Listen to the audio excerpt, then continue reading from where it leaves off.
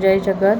मी नंदा म्हात्रे, थेट नगराध्यक्षपदाची उमेदवार. आणि आत्ता इथे पेण नगर परिषदेच्या एक खिडकी योजना म्हणजे उमेदवारांना सभा असेल, रॅली असेल किंवा अन्य काही कार्यक्रम असेल याची परवानगी इथून मिळत असते. काल 2:30 वाजता आम्ही साधारण हे पत्र दिलं होतं आणि आत्ता 1 वाजले आहे. आम्हाला आजचा जो कार्यक्रम आहे आपला आवाज च्या परवानगीसाठी आम्ही इथे बसलो आहे.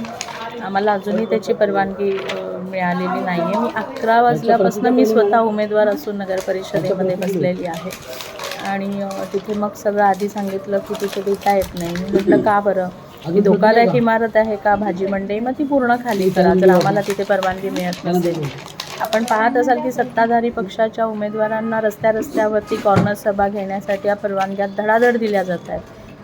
गांधी मंदिरला आम्ही हा कार्यक्रम घ्यायचा प्रयत्न केला, पण तिथे सुद्धा धारकरांनी सलग 3 दिवस तिथलं बुकिंग केलेलं आहे, म्हणजे 29, 30 आणि 1.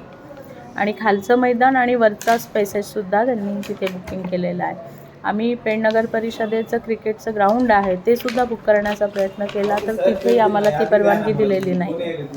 असं सगळं म्हणजे निवडणूक फक्त लढणं इतकं कठीण आहे, पण त्याच्यासोबत प्रचार कसा करायचा, प्रचार यंत्रणेला आवश्यक असणाऱ्या परवानग्या देण्यासाठी सुद्धा ज्या पद्धतीची टाळाटाळ केली जाते हे सुद्धा अत्यंत घातक आहे लोकशाहीच्या दृष्टीने. आधी तर अवैध फॉर्म ठरवणं, बिनविरोध जागा लावणं, प्रचार यंत्रणांमध्ये परवानग्या ह्या त्या सगळ्या गोष्टीसाठी इतका त्रास दिला जातो आहे नगर परिषदेकडून, पोलीस यंत्रणांकडून. अत्यंत दुर्दैवी आहे लोकशाहीच्या दृष्टीने. मी स्वतः इथे येऊन बसली आहे.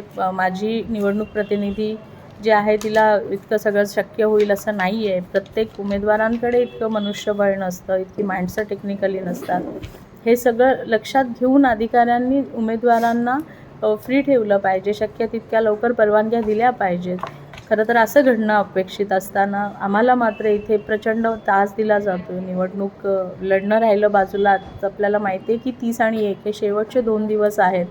आजचा जो कार्यक्रम आहे आपला आवाज, तिथे उमेदवारांना थेट प्रश्न मतदारांना विचारण्यात यावेत अशा पद्धतीचा हा कार्यक्रम आहे. तिथे आपण सर्वच उमेदवारांना काही तरुण मंडळींनी बोलवले. मलाही तिथे जायचं आहे. त्यांनी विनंती केल्यानुसार ती परवानगी घेण्याचा मी प्रयत्न करते आणि परवानगी देण्यासाठी इतका त्रास दिला जातो आहे, हे अत्यंत वाईट आहे लोकशाहीच्या दृष्टीने. जय जगत. नंदा म्हात्रे.